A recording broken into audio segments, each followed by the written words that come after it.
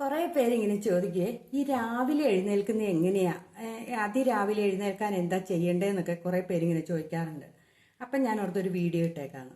അതായത് കുറേ എഴുന്നേൽക്കാനുണ്ടല്ലോ, നമ്മൾ പെട്ടെന്നൊരു ദിവസം അങ്ങനെ എണീക്കണമല്ല കേട്ടോ. നമ്മൾ പതുക്കെ പതുക്കെ പതുക്കെ അത് ഓരോ സ്റ്റെപ്പ് വെച്ച് വേണം. പിള്ളേർ നടക്കും പോലെ, കുഞ്ഞു പിള്ളേർ നടക്കും പോലെയാണ് ഓരോ ദിവസം കുറേശ്ശെ കുറേശ്ശെ നേരത്തെ കിടന്നുറങ്ങി നേരത്തെ എണീറ്റ് വന്നാൽ മാത്രമേ നമുക്ക് അങ്ങനെ എഴുന്നേൽക്കാൻ പറ്റുള്ളൂ. ഒറ്റയടിക്ക് എണീറ്റാൽ നമുക്ക് ക്ഷീണമായിരിക്കും ഭയങ്കര. അതിന് നമ്മൾ ഓരോ ദിവസവും കുറേശ്ശെ എണീക്കണം ഇല്ലേ. പിന്നെ ഞാനിങ്ങനെ കുറേ പേരുടെ പുസ്തകങ്ങൾ ഒക്കെ നോക്കിക്കഴിഞ്ഞപ്പം അബ്ദുൽ കലാം സാറ്, പിന്നെ എഡിസൺ, അതേപോലെ തോമസ് ആൽവ എഡിസൺ ഇല്ലേ അത്, പിന്നെ ഐസക് ന്യൂട്ടൺ, ഇവരൊക്കെ അതിരാവിലെ എഴുന്നേൽക്കുന്നവരാ. ബ്രാഹ്മ മുഹൂർത്തത്തിൽ തന്നെ 3 മണിക്കൊക്കെ എഴുന്നേൽക്കുന്ന മനുഷ്യരായിരുന്നു. ചില കുട്ടികളില്ലേ രാവിലെ എണീറ്റ് പഠിക്കുന്ന കുട്ടികളൊക്കെ ഇല്ലേ 3 മണിയൊക്കെ ആകുമ്പോൾ എണീറ്റ്. പിന്നെ ഉള്ളവരുണ്ട് നല്ല എന്നാ പറയണത്, നല്ല നില പൊസിഷനിലൊക്കെ എത്തിയ നല്ല വ്യക്തികളൊക്കെ. നല്ല വ്യക്തികൾ വെച്ചാൽ നല്ല പൊസിഷനിലൊക്കെ ഇരിക്കുന്ന ആൾക്കാരെ, ശാസ്ത്രജ്ഞന്മാരും അങ്ങനെയുള്ളവരൊക്കെ അതിരാവിലെ എഴുന്നേൽക്കുന്നവരായിരുന്നു എന്നാണ് ഞാൻ വായിച്ചപ്പം മനസ്സിലാക്കിയത്. അങ്ങനെ ഒത്തിരി പേരുടെ പേരുണ്ടോ, കുറേ പേരൊക്കെ പേര് ഞാൻ മറന്നുപോയി. അതിനകത്ത് തോമസ് ആൽവ എഡിസൺ എങ്ങാണ്ട് 3 മണിക്കൂർ വർക്ക് ചെയ്ത് കഴിഞ്ഞിട്ടുണ്ട്. പിന്നെ 20 മിനിറ്റ്, എഡിസനാണോ അത് തന്നെ, എഡിസനാ. 3 മണിക്കൂർ വർക്ക് ചെയ്തിട്ടുണ്ട്. പിന്നെ ഒരു 20 മിനിറ്റ് റെസ്റ്റ് എടുക്കും, കിടന്ന് പതുക്കെ ഉറങ്ങും. അത് കഴിഞ്ഞിട്ട് പിന്നെ വീണ്ടും 3 മണിക്കൂർ വർക്ക് ചെയ്യും. അങ്ങനെയായിരുന്നു പുള്ളിയുടെ ജീവിതം എന്നാണ് പറയുന്നത്. അതേപോലെ ഇങ്ങനെ ഒത്തിരി പേരുണ്ട് കേട്ടോ. പിന്നെ കുറച്ച് പേര് പറഞ്ഞേക്കാം ഭയങ്കര ക്ഷീണമായിരിക്കില്ലേ, നമുക്കൊരു തളർച്ച അനുഭവപ്പെടില്ലേ എന്നൊക്കെ ചോദിക്കും. അത് ഞാൻ എണീറ്റിട്ട് എനിക്കൊരു കുഴപ്പമൊന്നും സംഭവിക്കാറില്ല. ചിലർക്ക് ഉണ്ടെന്ന് പറഞ്ഞു കേട്ടിട്ടുണ്ട്. അതായത് പെട്ടെന്നൊരു മാറ്റം ശരീരത്തിന് സംഭവിക്കുമല്ലേ. അപ്പം അത് നമ്മളതുപോലെ നോക്കിയാൽ മതി കേട്ടോ. പതുക്കെ പതുക്കെ പെട്ടെന്നൊരു ദിവസം അങ്ങോട്ട് അതിരാവിലെ എഴുന്നേൽക്കാണ്ടിരിക്കുക അങ്ങനെയാണ് ചെയ്യേണ്ടത്. പെട്ടെന്ന് എണീക്കുകയൊന്നും ചെയ്യരുത് നമ്മൾ ഓരോ ദിവസം. പിന്നെ നമ്മൾ അലാം വെക്കുമ്പോൾ നമ്മുടെ കട്ടിലിൻ്റെ താഴെ വെക്കാതിരിക്കുക. അത് നമ്മൾ ഓഫ് ചെയ്ത് വെച്ചിട്ട് വീണ്ടും കിടന്നുറങ്ങാൻ സാധ്യതയുണ്ട്. അപ്പം നമ്മൾ അതൊക്കെ എടുത്ത് ഇച്ചിരി ദൂരെ വെക്കുക. എന്നിട്ട് അതടിക്കുമ്പോൾ അലാം അടിച്ചു കഴിയുമ്പോൾ നമ്മൾ എണീറ്റ് പോയി അലാം ഓഫാക്കില്ലേ, ഓഫാക്കി കഴിഞ്ഞിട്ട് നമ്മൾ പിന്നെ ഒന്ന് ലൈറ്റ്, നല്ല ബ്രൈറ്റ് ആയിട്ടുള്ള ലൈറ്റ് ഇടുക. അല്ലാണ്ട് ചെറിയ വെളിച്ചമല്ല, മങ്ങിയ വെളിച്ചമല്ല, നല്ല ബ്രൈറ്റ് ആയിട്ടുള്ള ലൈറ്റുകൾ ഇടുക.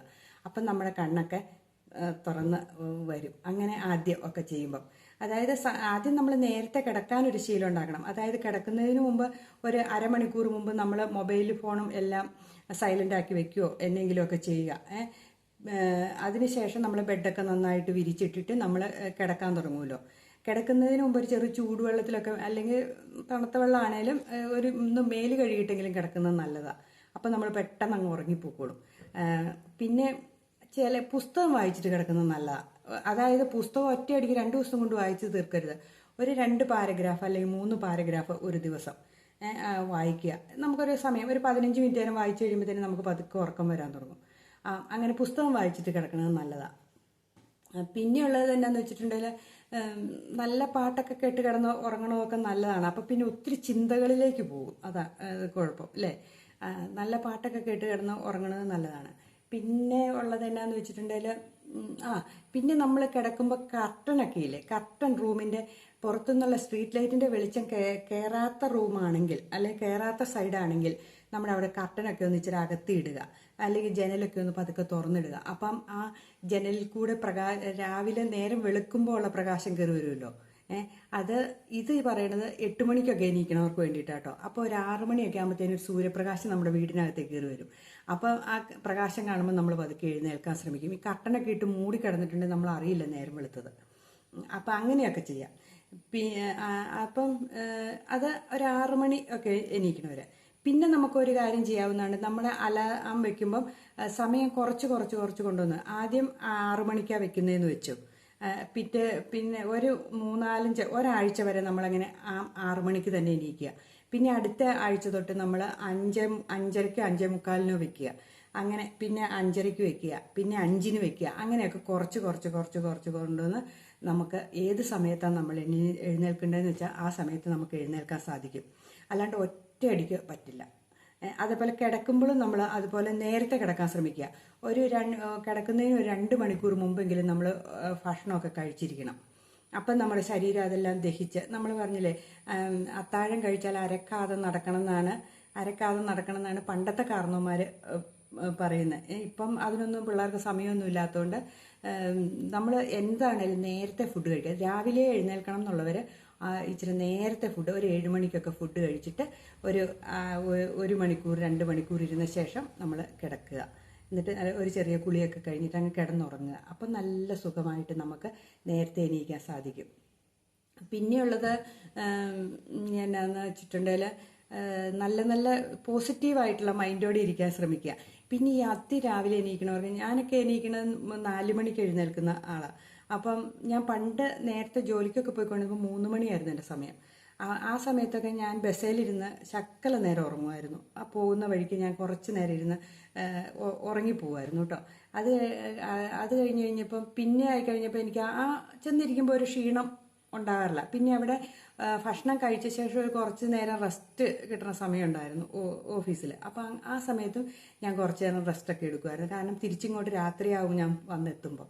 അങ്ങനെയൊക്കെ. പിന്നെ അപ്പം എൻ്റെ ഹസ്ബൻഡ് എനിക്ക് ഫുഡൊക്കെ റെഡിയാക്കി എല്ലാം ചെയ്തേക്കാം, വീടെല്ലാം നല്ല ക്ലീനാക്കി വെച്ചേക്കാം. അങ്ങനെ എന്നെ ഒത്തിരി ഹെൽപ്പ് ചെയ്യുമായിരുന്നു ജോലിക്ക് പോകുന്ന നാട്ടിൽ ജോലിയുള്ള സമയത്ത് കേട്ടോ. അപ്പം അങ്ങനെയൊക്കെ എല്ലാം ചെയ്തു തരുമായിരുന്നു. അതിപ്പോൾ എനിക്കപ്പോൾ ഭയങ്കര എളുപ്പമുള്ള കാര്യങ്ങളായിരുന്നു. അപ്പം പിന്നെ ഇങ്ങനെയൊക്കെ ചെയ്യുക. പിന്നെ ഭക്ഷണം നേരത്തെ കഴിക്കുക. അത് കഴിഞ്ഞിട്ട് പിന്നെയുള്ളത് നമ്മളെന്താണെന്ന് വെച്ചിട്ടുണ്ടെങ്കിൽ നമ്മൾ ഈ നെഗറ്റീവായിട്ടുള്ളതെല്ലാം കേട്ടോണ്ട് കിടന്നിട്ടുണ്ടെങ്കിൽ നമ്മൾ അതിങ്ങനെ മനസ്സിൽ നമ്മുടെ ചിന്തകൾ വരും. അതൊന്നും പോലെ പോസിറ്റീവായിട്ടുള്ള എന്തെങ്കിലും തമാശകളോ എന്തെങ്കിലും കേട്ടോണ്ട് കിടക്കുന്നതൊക്കെ നല്ലതാണ്. അതൊക്കെ പെട്ടെന്ന് നമുക്ക് ഉറങ്ങിപ്പോകാനൊക്കെ സഹായിക്കുന്ന കാര്യങ്ങളാണ്. ഇങ്ങനെയൊക്കെ ചെയ്തിട്ടുണ്ടെങ്കിൽ നമുക്ക് നേരത്തെ എഴുന്നേൽക്കാൻ സാധിക്കും. നേരത്തെ എഴുന്നേൽ ബ്രാഹ്മമുഹൂർത്തം എന്ന് പറയുന്നത് അതൊരു ഭയങ്കര പോസിറ്റീവ് എനർജിയാണെന്നാണ് പറയുന്നത്. ആ സമയത്ത് എഴുന്നേൽക്കുന്നവർക്ക് അതൊരു നല്ല ശരീരത്തിനൊക്കെ ഒത്തിരി ഗുണം ചെയ്യുമെന്നാണ് പറയുന്നത്. അപ്പം നമ്മൾ പരമാവധി ആ സമയത്ത് എഴുന്നേൽക്കാൻ ശ്രമിക്കുകയാണെങ്കിൽ നല്ല കാര്യമല്ലേ. പിന്നെ ഈ രാത്രിയിൽ കിടക്കുമ്പോൾ മധുരം ഒന്നും കഴിച്ചിട്ട് കിടക്കരുതെന്നാണ് പറയുന്നത്. അത് നമുക്ക് എന്തെങ്കിലുമൊക്കെ കഴിക്കാനുള്ള ടെൻഡൻസി ഉണ്ടാകും. അപ്പം നമ്മൾ എന്തെങ്കിലും മിഠായിയോ അല്ലെങ്കിൽ ശർക്കരയോ അങ്ങനെ പഞ്ചസാരയോ അങ്ങനെയുള്ളതൊന്നും എടുത്ത് കഴിക്കരുത്. അപ്പം അത് നമ്മുടെ ശരീരത്തിന് ഇങ്ങനെ ഒരു മടി പോലെയുള്ള ഒരവസ്ഥ ഉണ്ടാക്കുമെന്നാണ് പറയുന്നത്. അതായത് നമുക്ക് എഴുന്നേൽക്കാനൊക്കെ ഒരു ബുദ്ധിമുട്ട്, തളർച്ച, പിന്നെ ശരീരത്തിന് കൊള്ളുകയില്ലല്ലോ ആ സാധനം ഒത്തിരി കഴിക്കുന്നത്. അപ്പം അങ്ങനെയുള്ളതൊന്നും നമ്മൾ പരമാവധി ഉപയോഗിക്കാതിരിക്കുക. പിന്നെ ഒത്തിരി ഹാർഡല്ല ഹെവി ആയിട്ടുള്ള ഫുഡുകൾ കഴിച്ചിട്ട് കിടക്കാണ്ടിരിക്കുക. വയറ് നിറച്ച് ഫുഡ് കഴിച്ച് ഒരു മുക്കാൽ വയറ് ഭക്ഷണമേ കഴിക്കാവുള്ളൂ. ഒത്തിരി ഫുഡ് വയറ് നിറച്ച് കഴിച്ചിട്ട് കിടന്നിട്ടുണ്ടെങ്കിൽ നമുക്ക് ക്ഷീണം കൊള്ളാം, നമുക്ക് പിന്നെ എഴുന്നേൽക്കാനൊക്കെ മടിയാണ്.